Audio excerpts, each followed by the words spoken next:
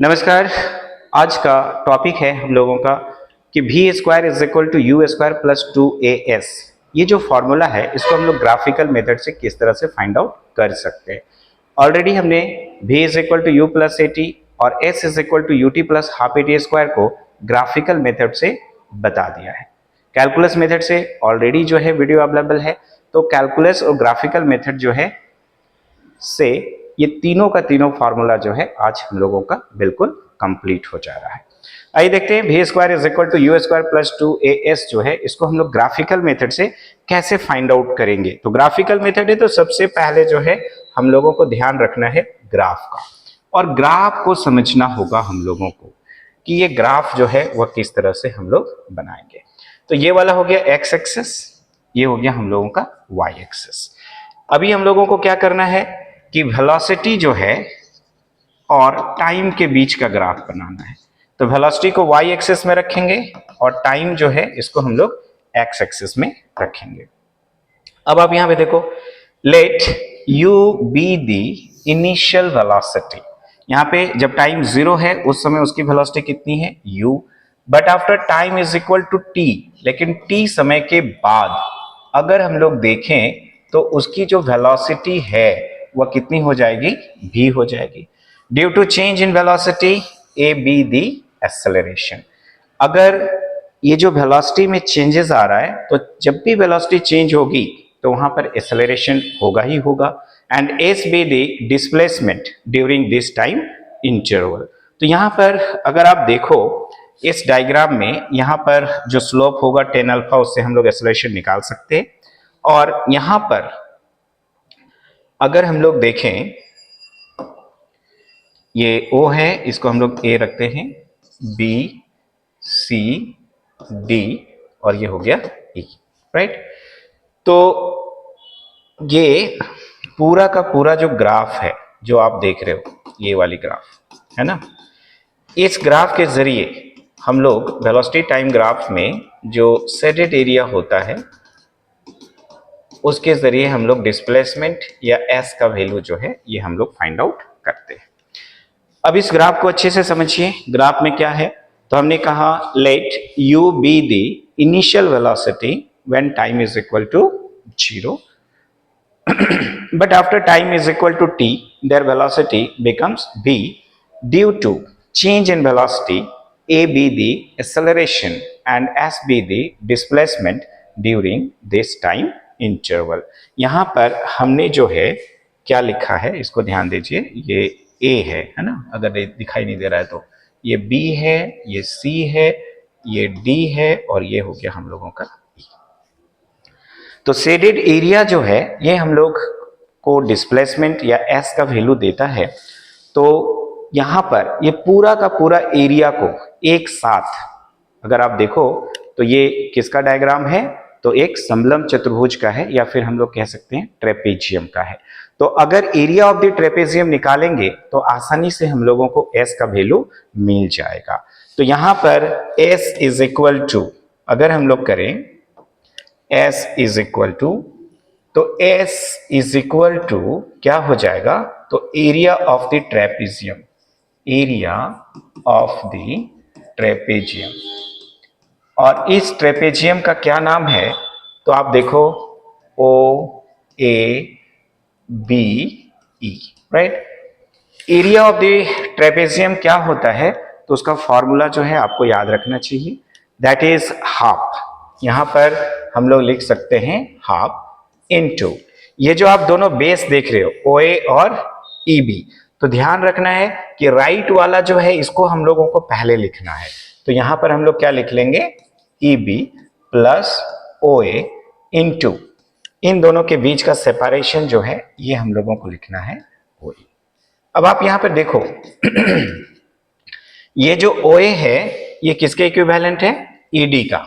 अगर इसको हम लोग कहें इक्वेशन 1, तो यहां पर अगर हम लोग देखें तो सिंस ये जो ओ ए है इसकी जो वैल्यू है वो किसके बराबर है, ई डी के बराबर है। और इसीलिए इक्वेशन 1 बिकम्स, ये जो इक्वेशन 1 है उसको क्या लिखा जा सकता है, तो s is equal to half into यहां पर हो जाएगा ई बी प्लस ओ ए जो है ये जो OA है ये ED है, तो यहाँ पर OA को हमने रिप्लेस कर दिया किससे, ED से, इनटू हो जाएगा OE। ये हो गया इक्वेशन नंबर 2। तो फर्स्ट फेज में आपको क्या करना है कि एरिया ऑफ द ट्रेपेजियम का फॉर्मूला लिख लेना है, S is equal to half into EB plus OA into OE, और जो OA है वो चूंकि ED के बराबर है तो OA को रिप्लेस कर देंगे ED के साथ, एंड देन आफ्टर एक नया इक्वेशन बन गया।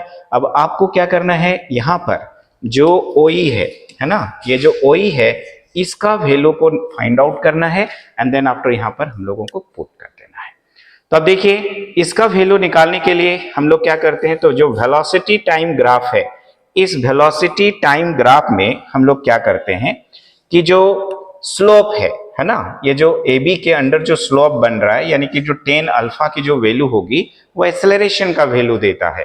तो यहाँ पर हम लोग जो है लिख सकते हैं tan अल्फा जो है किसका वैल्यू देगा, एक्सेलरेशन का।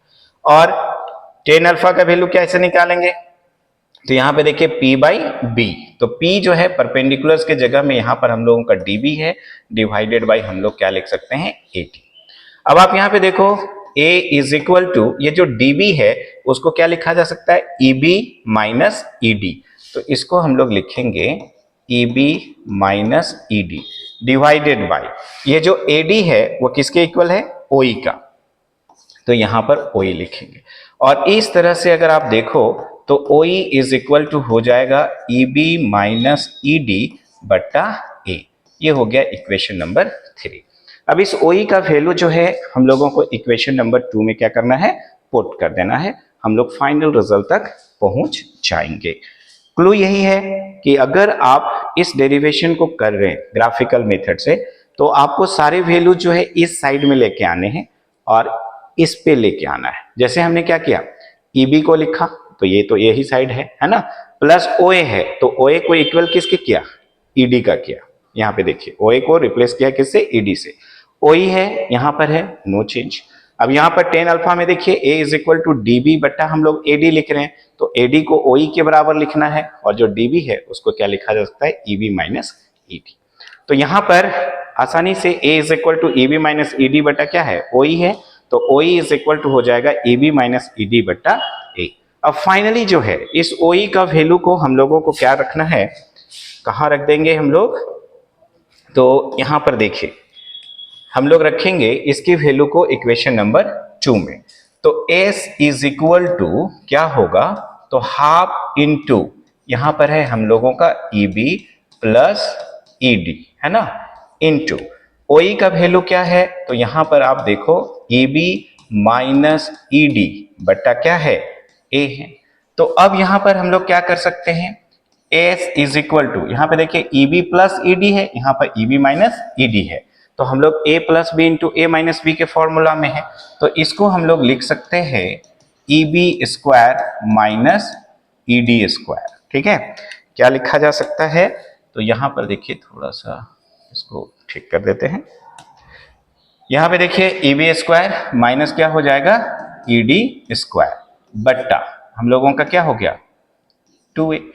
अब आप यहाँ पे देखिए S is equal to EB जो है, आप देख रहे हो EB का वैल्यू कितना है, V है, तो यहाँ पे लिख सकते हैं V स्क्वायर माइनस ED जो है वो कितना के इक्विवेलेंट है, U के इक्विवेलेंट है, इसको U स्क्वायर लिखा जा सकता है बट्टा 2A। या फिर देखा जाए तो V square minus U square is equal to 2AS लिख सकते हैं। तो फाइनली हम लोग लिखेंगे V square is equal to U square plus 2AS। ठीक है, तो ये हम लोगों का फाइनल रिजल्ट जो है ये हम लोगों को मिलता है, V square is equal to U square plus 2AS। तो बहुत आसानी से जो है ग्राफिकल मेथड के जरिए ये फॉर्मूला हम लोग फाइंड आउट कर सकते हैं। तो इस वीडियो को देखिए और देखने के बाद अगर किसी भी तरह का कोई भी कंफ्यूजन रह जाता है तो हमारे कमेंट बॉक्स में करिए, उसका भी सॉल्यूशन जो है वो हो जाएगा। Thank you for watching this video. Next video में जल्द मिलते हैं, बाय बाय।